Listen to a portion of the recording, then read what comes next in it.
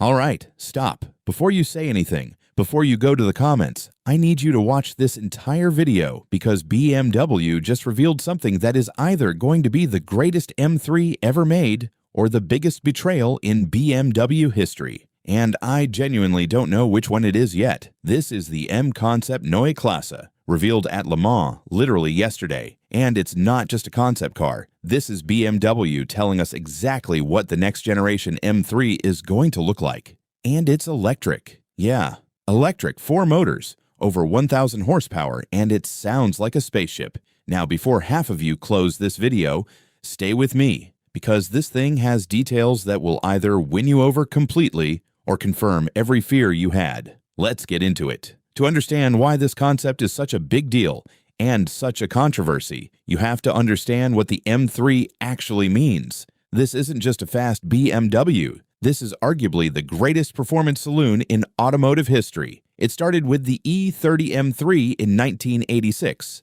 a homologation special built to go racing.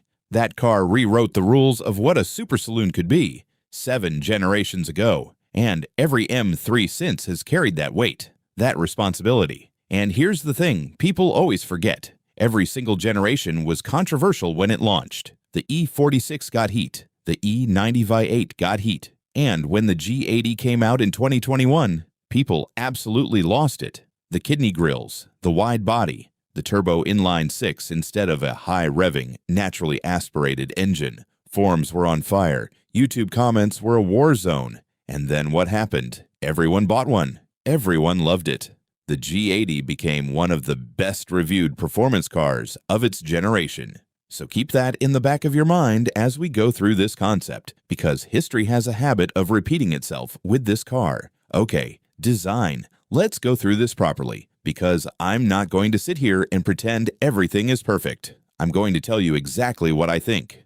The front first, the headlights. These aggressive yellow LEDs, they call them M yellow lights, and honestly, I rate them. They're distinctive, they're motorsport inspired, they reference BMW's endurance racing cars. They stand out. But here's where I have to be honest with you. Those fog lights, what is going on?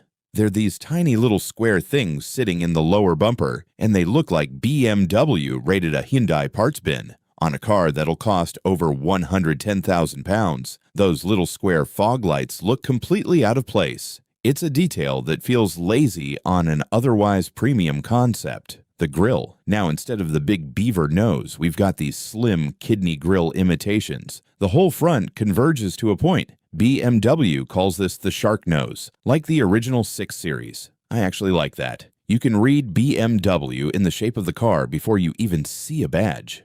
The sides, the wheel arches. This is where the M3 DNA is strongest. That blistered arch, that goes all the way back to the E30. BMW has modernized it here. It's more subtle, more contemporary. But that curved line in the bodywork is lifted straight from the E30. If you know, you know.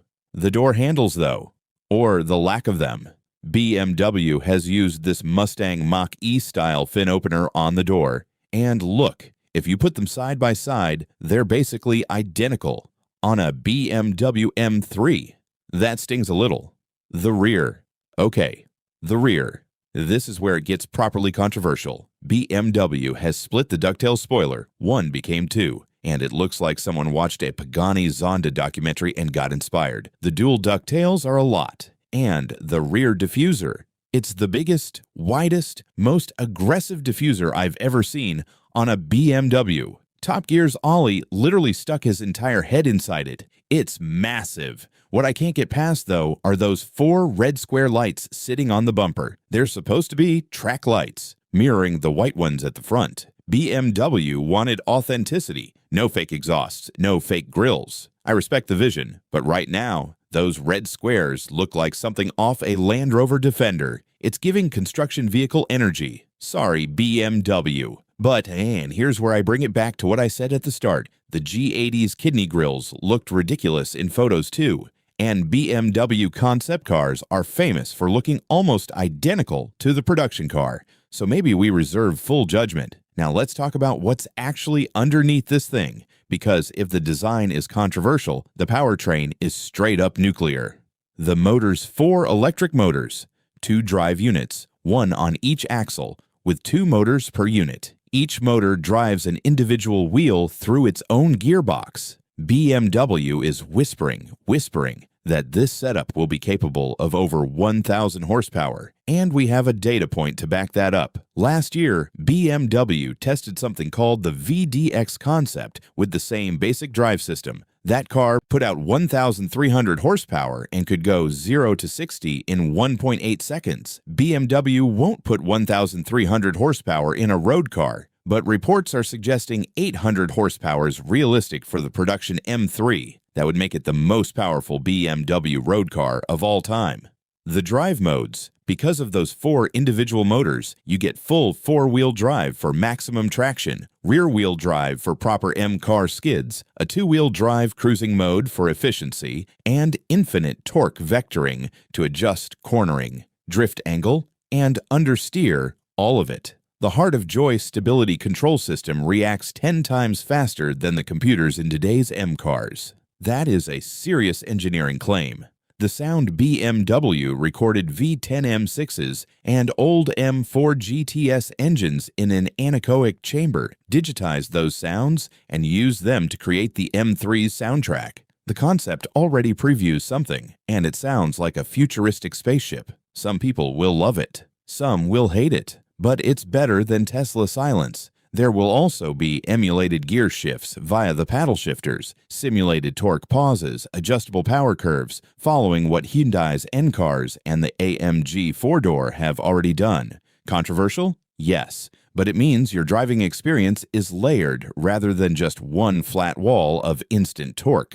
Okay, rumor time. This is what the internet, the spy shots, and the leaks are telling us. 1. There will be 2 new M3s. BMW has confirmed this. 1 electric, based on the Neue Klasse platform previewed by this concept. 1 petrol hybrid. The electric one looks like this.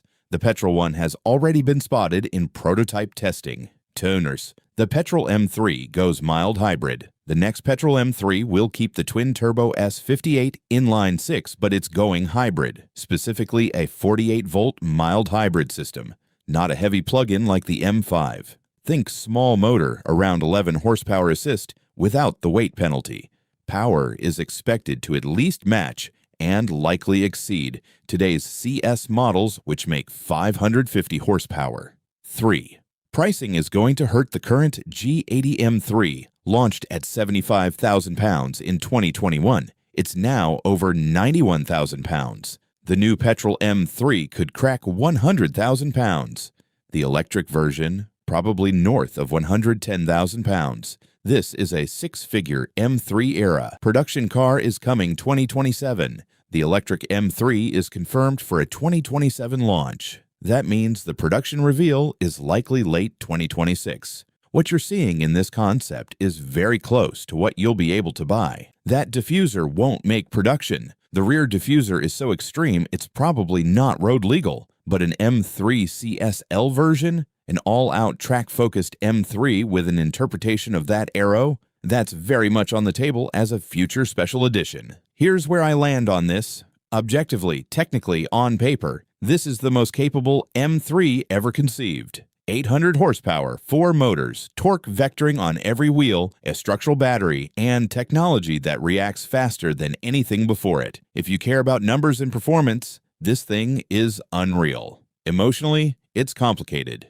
And I think that's okay to admit. The fog lights are bad. The rear square track lights look questionable right now. The door handle situation needs to be sorted for production. The seat position is higher than traditional M cars because of the skateboard chassis.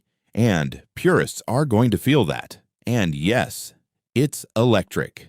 And for a lot of M3 fans, that is genuinely a difficult pill to swallow. I get it. But here's what I keep coming back to. BMW has a habit of being right when everyone else thinks they're wrong. The turbo engine was wrong. The wide kidney grills were wrong. And they kept being right. Is it the M3 we all grew up dreaming about? No. Is it the M3 that the next generation of drivers is going to grow up dreaming about? I think it might actually be. Drop a comment right now. Are you in or out on the electric M3? Are the haters going to be eating their words in 3 years like they did with the G80? And if you want to see more content like this, breakdowns, first looks, real opinions, no PR fluff, subscribe to Nitro Nova. We're just getting started.